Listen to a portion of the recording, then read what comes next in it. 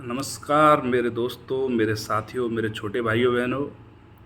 तो मेरे भाइयों बहनों, स्वागत करता हूं सबसे पहले तो मैं आपका। और आज हम जो चर्चा करने वाले हैं वो सुजस वगैरह की चर्चा नहीं करने वाले हैं, वो हम शाम को लाएंगे। आज का जो वीडियो नहीं आया था वो दोनों मिक्स होके आज का और कल वाला वो दोनों ही आपको शाम को मिल जाएंगे आपके यूट्यूब चैनल पर। आप ही का है, हमारा तो क्या है दोस्तों। तो दोस्तों, आज मैं आपके सामने जो चर्चा लेकर आया हूं कि हम किस चीज़ पर जाके चर्चा करने वाले हैं, तो वो विषय है आपका आरएएस का। कि सर आरएएस का नोटिफिकेशन कब तक आ रहा है, सर आरपीएस से अभ्यर्थना पहुंच चुकी है, सर क्या होने वाला है, क्या नहीं होने वाला। कोई आपसे कहेगा कि आप बस आ गया आपका जून के लास्ट में नोटिफिकेशन आउट हो जाएगा, कोई जुलाई मिड बोलेगा, कोई अगस्त बोलेगा। तो दोस्तों, जो भी व्यक्ति ये बातें बोल रहा है वो सिर्फ अपने अनुभव के आधार पर बोल रहा है, उससे ज़्यादा कुछ नहीं है। क्योंकि नोटिफिकेशन कब आउट होने वाला है ये सिर्फ दो ही लोगों को पता है पूरे राजस्थान के अंदर। एक तो खुद आरपीएससी चेयरमैन है और दूसरे गहलोत जी हैं, माननीय मुख्यमंत्री जी। यदि कोई व्यक्ति इन दोनों के साथ भी बैठता है तो भी वो क्लियर चीज़ें नहीं बताएंगे कि आरएएस अब आने वाला है, अब नहीं आने वाला। ये सिर्फ एक भ्रम जाल है, एक माया जाल है जो आपसे बातें की जाती हैं, कभी कभी आ रहा है, कभी कभी आ रहा है। तो मेरे मित्रों, एक अपन खेल समझते हैं तारीखों का। जैसे राजस्थान के अंदर इलेक्शन होने वाला है नवंबर के अंदर, दिसंबर बिफोर, उसमें जो है आपका, उसमें दिसंबर बिफोर है तो नवंबर अपन लेके चलते हैं।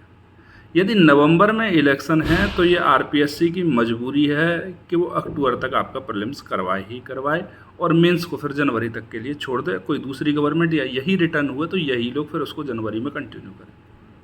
उसके अलावा इन लोगों के पास कोई चारा ही नहीं है, कोई चांस ही नहीं बनता है कि कोई दूसरा तरीका हो कि आपका प्रीलिम्स का पेपर ये नवंबर दिसंबर तक खींच सकें।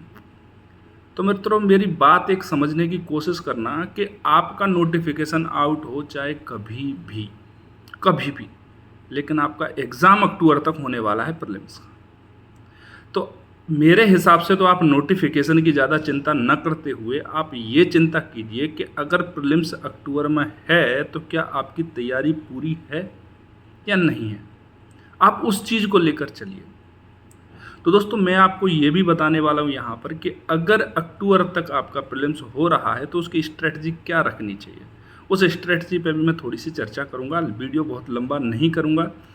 तो मेरे दोस्तों, हमारे वीडियो का पहला पार्ट तो ये हो गया कि आप ज़्यादा चिंता ना करें कि नोटिफिकेशन कब तक आ रहा है, कब तक नहीं आ रहा है। बाकी सारी बातें हैं सिर्फ जो मार्केट में होती रहेंगी, पिछले जुलाई से हो रही हैं और ये वाली जुलाई आएगी 15 दिन में, 10 दिन में, 15 दिन में, 10 दिन में। तो आप अपनी एक स्ट्रेटजी तैयार नहीं कर पाते हैं और आप वही 15-15 दिन के अकॉर्डिंग पढ़ते हैं। कई लोगों को कन्फ्यूजन रहता है कि कब आ रहा है, कब नहीं आ रहा है, क्या करें क्या नहीं करें। तो आप ये मान के चलिए कि आपका अक्टूबर तक एग्ज़ाम होने वाला है और अक्टूबर में प्रीलिम्स है। आप उस हिसाब से अपनी एंटायर जर्नी को लेके चलें।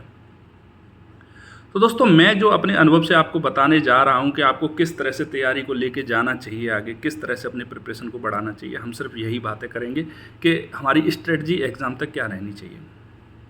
तो मेरे मित्रों, आप दो तरह के विद्यार्थी हैं जो तैयारी करते हैं आरएएस की। मुख्यतः दो ही तरह के होते हैं। पहले विद्यार्थी वो हैं जो साइंस बैकग्राउंड से हैं और दूसरे विद्यार्थी वो हैं जो आर्ट्स बैकग्राउंड के। ठीक है, इन दोनों के लिए सब्जेक्ट प्रायोरिटी अलग अलग होनी चाहिए। तो सबसे पहले तो आप जो हिंदी, इंग्लिश, एथिक्स वगैरह पढ़ रहे थे उनको अभी फ़िलहाल स्टॉप कर दें, क्योंकि आपके लिए बहुत ज़्यादा अब समय नहीं बचा है कि आप प्रीलिम्स के एग्ज़ाम से दूर हैं। आप लगभग 3.5 महीने में आप और प्रीलिम्स दोनों का एनकाउंटर होने वाला है। ये बात आप होनी है, ये नहीं जानी। अगर ये अक्टूबर तक प्रीलिम्स नहीं है आपका, तो मान लीजिए ये गवर्नमेंट आपका प्रीलिम्स नहीं करवाने वाली है। सीधी सीधी बात है, क्योंकि फिर गवर्नमेंट के पास टाइम ही नहीं है। नवंबर में इलेक्शन करवाएगी आरपीएससी आरएएस का एग्ज़ाम। ठीक है, तो दोनों ही दिक्कतें हो जाती हैं ना भाई। सरकारी महकमे को तो पूरी की पूरी व्यवस्था की ज़रूरत पड़ती है मित्रों। तो दोस्तों, हमने बात करी दो तरह के विद्यार्थियों की कि एक आर्ट्स साइड के विद्यार्थी होते हैं और एक साइंस के विद्यार्थी होते हैं। आरएएस के अगर सिलेबस को आप देखो तो पंच महाभूतों से निर्मित है वो। सीधी सीधी बात है, जिस तरह से पंच महाभूतों से हमारा शरीर निर्मित है, बाकी सारी गौण चीज़ें हैं छोटी मोटी, उसी तरह से पंच महाभूतों से निर्मित है आरएएस का exam. History, polity, geography, economics और जनरल साइंस, पंच महाभूत। दो गौण तत्व हैं इसके, एक जो मैथ्स और रीजनिंग है, दूसरी है आपकी करंट अफेयर्स। ठीक है, करंट अफेयर्स को आप गौण तत्व इसलिए बोल सकते हैं क्योंकि करंट अफेयर का कोई स्पेसिफिक सिलेबस नहीं दे रखा और आपको पता भी नहीं होता करंट अफेयर से कितने प्रश्न आने वाले हैं, कितने नहीं आने वाले। तो हम एक एक करके सारी चीज़ों की चर्चा कर लेते हैं, कर लें। तो जो मेरे दोस्त आर्ट्स बैकग्राउंड से हैं वो सबसे पहले तैयार करें आपकी हिस्ट्री को, आपकी ज्योग्राफी को, और उसके बाद आप आएँ इकोनॉमिक्स के ऊपर। आप सीधा जनरल साइंस को, साइंस एंड टेक को और उधर वाले पार्ट की तरफ नहीं जाएं, ठीक है।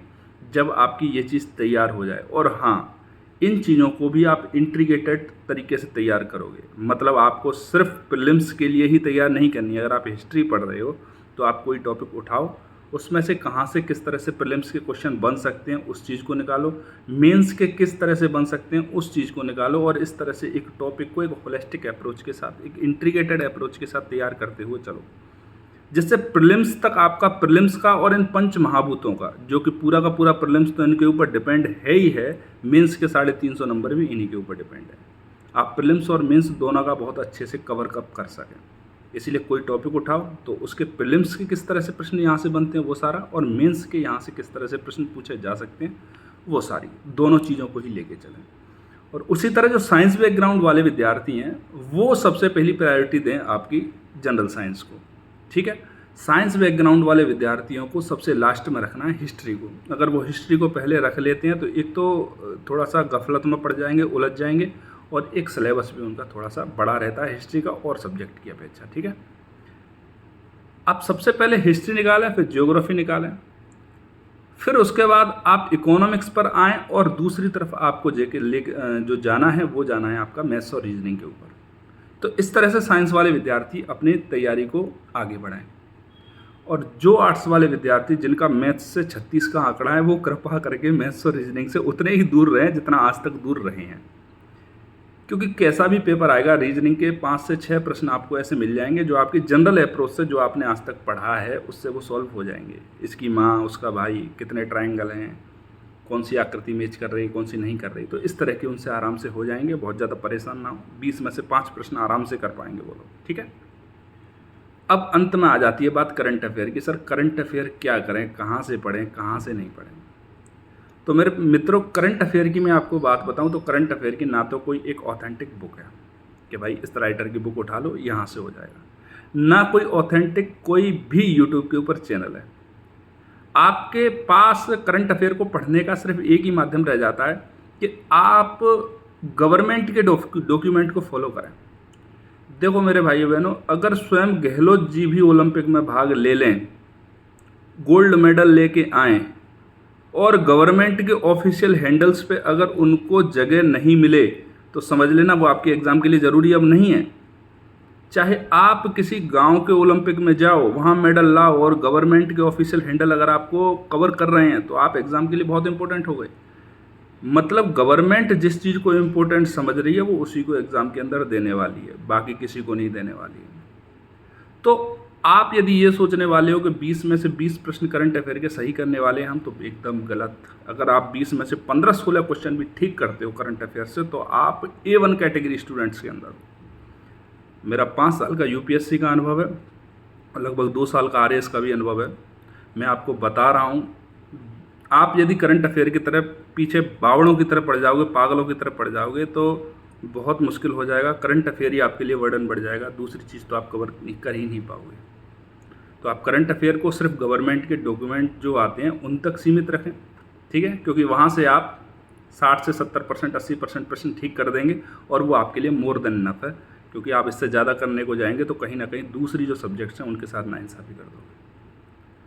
तो मेरे मित्रों, उम्मीद करता हूँ कि आपकी क्या स्ट्रेटजी रहनी चाहिए उसके बारे में आपको थोड़ा बहुत आइडिया लगा होगा कि साइंस वाले विद्यार्थियों को किधर जाना चाहिए और आर्ट्स वाले विद्यार्थियों को किधर जाना चाहिए। तो मेरे मित्रों, इसी तरह से मैं आपके वीडियो के माध्यम से आपको बताता चलूँगा आगे कि नोटिफिकेशन आने के बाद आपको तैयारी में किस तरह से स्विच करना है, किस तरह से एक्सेलरेट करना है। तो दोस्तों, मिलते हैं आपसे नई वीडियो में नई इन्फॉर्मेशन के साथ में। तब तक के लिए जय हिंद, जय भारत।